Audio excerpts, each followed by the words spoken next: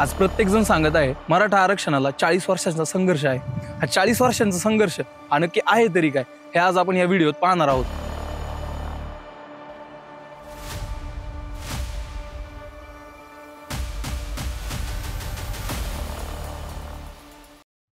आज आपण प्रत्येक न्यूज चॅनलवरती पाहत आहे मराठा आरक्षणासाठी 40 वर्षांचा संघर्ष आहे। हा 40 वर्षांचा संघर्ष नक्की आहे तरी काय हे आपण पुढे व्हिडिओमध्ये पाहणार आहोत। आणि हे पाहण्यासाठी आपल्याला जावं लागेल 80च्या दशकात, ज्यावेळेस स्वर्गीय अण्णासाहेब पाटील यांनी मराठा आंदोलनाची पहिली सुरुवात केली होती। यासाठी त्यांनी अखिल भारतीय मराठा महासंघाची स्थापना केली। 80च्या दशकापासून पुढे मराठा आरक्षण यासाठी जेवढे पण आंदोलन झाल्या यामध्ये अखिल भारतीय मराठा महासंघ याचा सर्वात मोठा वाटा आपल्याला दिसून येतो। स्वर्गीय अण्णासाहेब पाटील यांनी सकल मराठा समाजाला आवाहन केले होते की मरगळलेली मने आणि पिचकलेली मनगटे सांधून आर्थिक दुर्बल यांच्या सहाय्यासाठी मराठ्यांनो एक व्हा। त्यावेळेसचे सरकार स्वर्गीय अण्णासाहेब पाटील यांच्या मागण्या पूर्ण करण्यास अपयशी ठरले, म्हणून स्वर्गीय अण्णासाहेब पाटील यांनी स्वतःच्या परवानाधारक रिव्हॉल्वर मधून गोळ्या झाडून आत्महत्या करून घेतली। एका रिपोर्टनुसार मराठा आरक्षण या मुद्द्यासाठी बऱ्याच जणांनी आपले जीवन संपवलेले आहे। पाठीमागे जसं आपण पाहिलं अखिल भारतीय मराठा महासंघ आणि मराठा सेवा संघ यांनी 1997 मध्ये पुन्हा आंदोलन सुरू केले। त्यावेळेसच्या सरकारला मराठा समाजाला डायरेक्ट ओबीसी गटामध्ये टाकणे हे शक्य नव्हते, कारण कायदेशीर आणि राजकीय दृष्ट्या हे त्यांना धोकादायक ठरले असते, म्हणून तेव्हा सुद्धा मराठा आरक्षणाचा प्रश्न हा लांबणीवर पडला। 2000 मध्ये मराठा समाजाने पुन्हा एकदा आरक्षणाची मागणी जोरदारपणे उठवली, पण यावेळेस मुद्दे काहीसे वेगळे होते। या आंदोलनाची प्रमुख कारणे होती शैक्षणिक व सरकारी नोकऱ्यांमध्ये आरक्षण, दुसरा मुद्दा आर्थिक व सामाजिक न्याय आणि तिसरा मुद्दा सामाजिक हक्कांसाठी मागणी।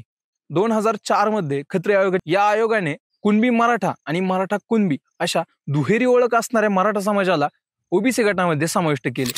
एवढं सगळं करूनही मराठा आरक्षणाचा प्रश्न काय सुटला नव्हता, कारण कुणबी मराठा आणि मराठा कुणबी अशा नोंदी सर्व मराठा समाजाच्या नव्हत्या, त्यामुळे मराठा समाजातला काही गट हा बाजूला राहत होता, म्हणून मराठा समाजाचा आरक्षणाचा प्रश्न अजूनही काही पूर्णपणे सुटला नाही। 2007 मध्ये मराठा आंदोलनाची पुन्हा एकदा ठिणगी पेटली आणि यावेळेस एक मोर्चा निघाला। याला मूक मोर्चा असं म्हणतात, कारण हा मोर्चा शांततापूर्वक कुठलाही गोंधळ न करता आणि बिनधास्त संवादाशिवाय काढला गेला होता। या मोर्चात सर्व लोक शांततेने भाग घेत होते। एवढंच काय तर या मोर्चाची नोंद गिनीज वर्ल्ड रेकॉर्ड मध्ये सुद्धा झाली होती। 2007 साली झालेल्या मूक मोर्चाकडे पाहता 2008 साली न्यायमूर्ती R.M. बापट यांच्या अध्यक्षतेखाली एक समिती स्थापन करण्यात आली होती। या समितीला बापट समिती असे म्हणतात। या समितीने दिलेला एक अहवाल होता। या अहवालाची बारकाईने माहिती आपण पुढच्या व्हिडिओत पाहू। तोपर्यंत आपण मराठा आरक्षणाच्या इतिहासात जाऊन पाहू। अजूनही मराठा समाज शांत बसला नव्हता, कारण संपूर्ण मराठा समाजाला अजूनही आरक्षण मिळाले नव्हते, पण मराठा समाजाचा मोठा भाग हा कृषी क्षेत्राशी संबंधित होता, ज्यामुळे शेतकऱ्यांच्या संकटांमुळे आणि बेरोजगारीच्या वाढत्या प्रभावामुळे सामाजिक आणि आर्थिक दृष्ट्या मागास होता। पुढे जाऊन 2016 आणि 2017च्या काळातही मराठा समाजाने एक मूक मोर्चा आयोजित केला। या मोर्चाला मराठा क्रांती मोर्चा म्हणतात। यामध्ये सुरुवातीला कोपर्डी बलात्कार आणि हत्या प्रकरणाची निदर्शने दिसू लागली होती। त्यामध्ये आरक्षणाच्या मागण्या आणि शेतकऱ्यांच्या संबंधित इतर मुद्द्यांचाही समावेश होता। या 2016 आणि 2017च्या मराठा मूक मोर्चाची नोंद पुन्हा एकदा गिनीज वर्ल्ड बुक मध्ये झाली। 2017 मध्ये महाराष्ट्र सरकारने MG गायकवाड यांच्या अध्यक्षतेखाली महाराष्ट्र राज्य मागासवर्ग आयोग याची स्थापना केली। गायकवाड आयोगाच्या अहवालानुसार मराठा समाज हा सामाजिक आणि शैक्षणिक दृष्ट्या मागास आहे असे निष्कर्ष काढण्यात आले।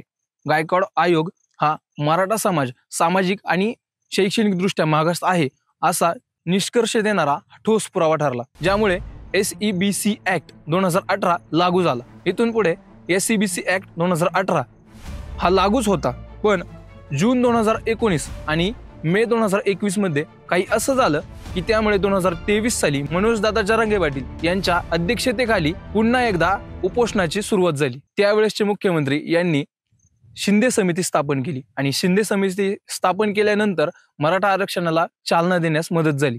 या समितीने मराठा समाजाला socially and educationally backward class म्हणजे सामाजिक आणि शैक्षणिक दृष्ट्या मागास वर्ग प्रवर्ग या प्रवर्गातून 10% आरक्षण दिले होते, पण हेही आरक्षण या सकल मराठा समाजाला मान्य नाही, म्हणून आता 2025च्या काळात पुन्हा एकदा उपोषण करण्याची वेळ मराठा समाजावर आलेली आहे। 1980 पासून चालत आलेल्या मराठा समाजाच्या आरक्षणाच्या प्रश्नावर अजूनही तोडगा निघाला नाही। आधीमध्ये ज्या समित्या स्थापन केल्या या समितीने बरेच तोडगे काढले, तरी मराठा समाज अजून आरक्षणाच्या मुद्द्यावर ठाम आहे।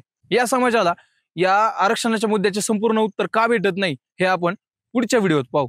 तोपर्यंत आपल्या व्हिडिओला लाईक करा आणि चॅनलला सबस्क्राईब करायला विसरू नका।